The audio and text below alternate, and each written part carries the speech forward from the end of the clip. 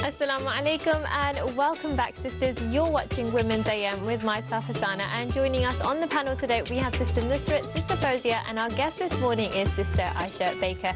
It's time for our final segment of the show where we'll be discussing the rights of a Muslim in accepting invitations. So, alhamdulillah, a really interesting discussion. And we are going to be discussing, inshallah, there's a hadith from the Prophet ﷺ where he said, I shall accept the invitation even if I was invited to a meal of a sheep's trotter. Wow, that's a really, really powerful statement there, isn't it, about the importance of accepting invitations. Sister Nusrat, what's your thoughts on this? I think it's important, as what the Prophet ﷺ said, about how it's something, when we accept an invitation, particularly to something that is benefiting us and is founded on the love of Allah, we find that accepting such invitation is not only pleasing to Allah, but it helps our remembrance and it helps build unity, I find, as well. And particularly when we're invited to things like wedding feasts, or even if it's a halaqah, so it's a study circle, we should always ensure that whenever we are being accepted to an invitation, that we do it for the sake of Allah and it's something that doesn't go against our Islamic principles, because particularly living in an environment that's not always supportive of Islamic kind of way of life, we find that some people feel pressure to attend an invitation to something that is either not in accordance to Islamic practice or something that generally would compromise their modesty. So we have to always use Quran and Sunnah as a reference point as well. Yeah. Absolutely. I mean, sometimes it is quite tricky, isn't it? Deciding, oh, you know, shall I go to this, shall I not? And it's our own selves that are holding ourselves back. I know, you know, on several occasions I'll be like, oh gosh, you know, I just don't know if I can trek all of that way, or I just don't know if I can manage, or, you know, whatever else it is. We sometimes hold ourselves back, don't we, Sister But Fawzia? according to this hadith, the fuqaha said it become obligatory to go. Yes, unless if there is a mana' shar'i, like if there is munkar there, if something wrong, they're doing some mistakes.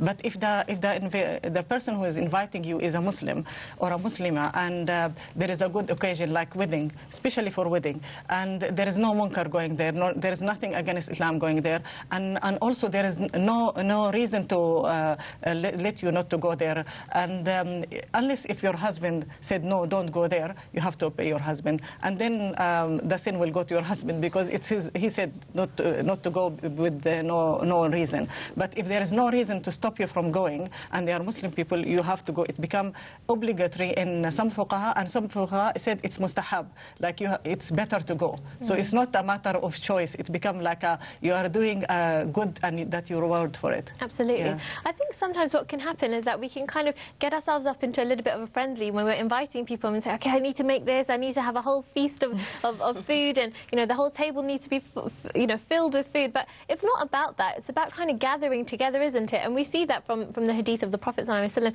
even if it was sheep's trotter, which a lot of people find quite distasteful.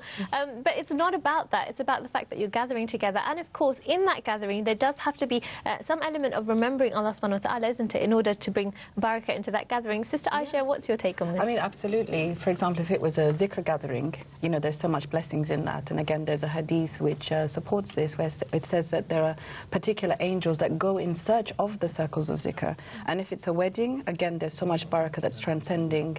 You know, apparently, I think it's 700,000 angels or 70,000 angels. I don't want to misquote, but, you know, it's a great blessing. But obviously, it's within your means. So say, for example, you don't have childcare, or, you know, and of course, as the sister mentioned, it's very important to take the ijazah of your husband, because every time a woman comes out of the house without the ijazah of her husband, they say the angels curse her with every step she takes. But most husbands, I'm sure they would agree. I mean, I think it's a really, really interesting topic, alhamdulillah. And of course, with Ramadan around the corner, a lot of the times people tend to make invitations to other people during this time. But I think one of the things that sometimes we lack on is inviting people who perhaps don't have many connections. So, for example, you know, people who are new to the Muslim community, reverts, and people who don't have any family around. We're sometimes hesitant in inviting them to join our whatever it is, Eid celebration or wedding or whatever else it is. But there is an element of inviting them and getting them involved, isn't there, Sister Nusrat? So, for example, when we look at the story of Ibrahim, how he invited, who are these strangers that have come to my house?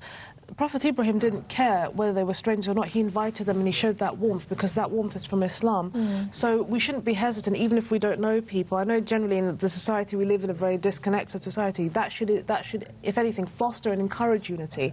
But we should also remember that when we are having invitations, we shouldn't put ourselves through hardship. If what we have in our fridge is all that we have, we shouldn't put ourselves necessarily in debt or hardship just to facilitate that. It's a good form of dawah as well, even to people who are not Muslim. Invite them, if anything. That would make that, it could be your actions that are winnable. So instead of winning through necessarily the active verbal propagation of Islam, inviting someone to a meal could just be all that it takes. Alhamdulillah, there you go. Inviting, so you're all invited, but inshallah I'm only going to be making pizza, so don't expect a feast.